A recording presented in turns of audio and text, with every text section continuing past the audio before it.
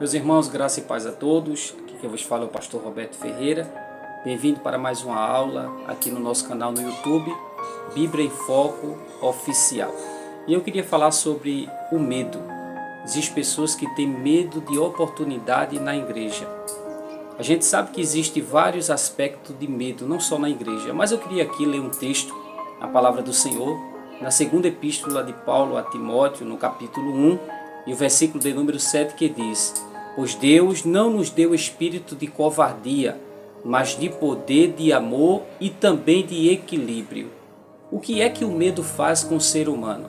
O medo, ele escraviza a vontade, o medo, ele limita a criatividade, o medo, ele interrompe o desenvolvimento e o medo também pode lhe paralisar. Quem nunca sentiu medo? Quem nunca teve de lidar com a chamada timidez? Tanto o medo quanto a timidez são sentimentos que nos levam às dificuldades diante da vida, dos estudos e também dos trabalhos em nossa igreja. Mas como devemos agir diante deste sentimento que tanto tem prejudicado o ser humano? Os discípulos de Jesus tiveram medo em vários momentos do ministério. Entretanto, Jesus sempre disse: não tenham medo.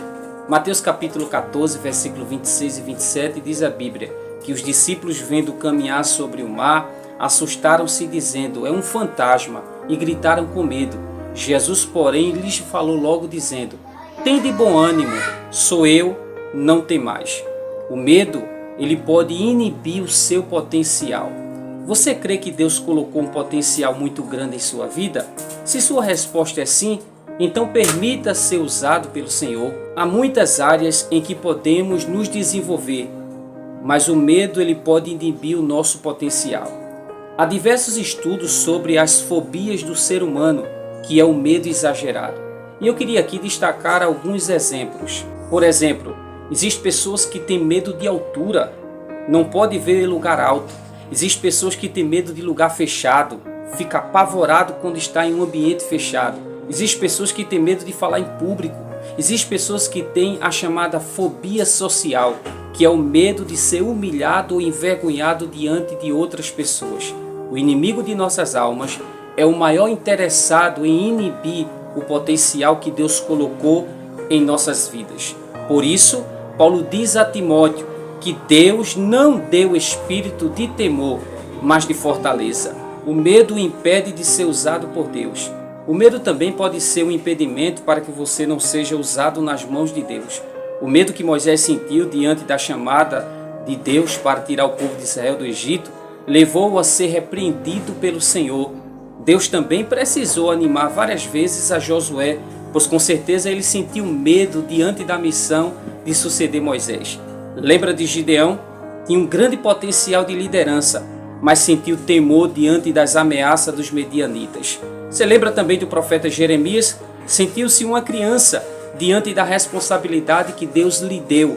O medo pode impedir a ação do Espírito Santo em sua vida. Portanto, quer um conselho? Vença o medo pelo poder de Deus. Como vencer o medo e a timidez? Quanto mais buscamos a Deus em oração, mais graça recebemos para vencer o medo e também a timidez. O apóstolo Pedro, antes de receber o poder de Deus, sentiu medo e afundou nas águas agitadas. Está lá em Mateus capítulo 14, versículo 28 ao 29.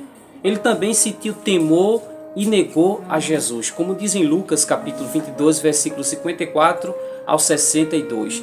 Mas depois de passar vários dias em oração, como diz em Atos capítulo 1, versículo 13 e 14, e recebeu o poder de Deus, como diz também em Atos capítulo 12, versículo 1 ao 4, Pedro venceu o medo e a timidez, e depois de falar com Deus, ele teve coragem de falar para a multidão, depois do Pentecoste, Atos capítulo 2, versículo 14. A sua ousadia maravilhou as autoridades da época. Então eles, vendo a ousadia de Pedro e também João, e informados de que eram homens sem letra e indoutos, se maravilharam e tinham conhecimento de que eles haviam estado com Jesus.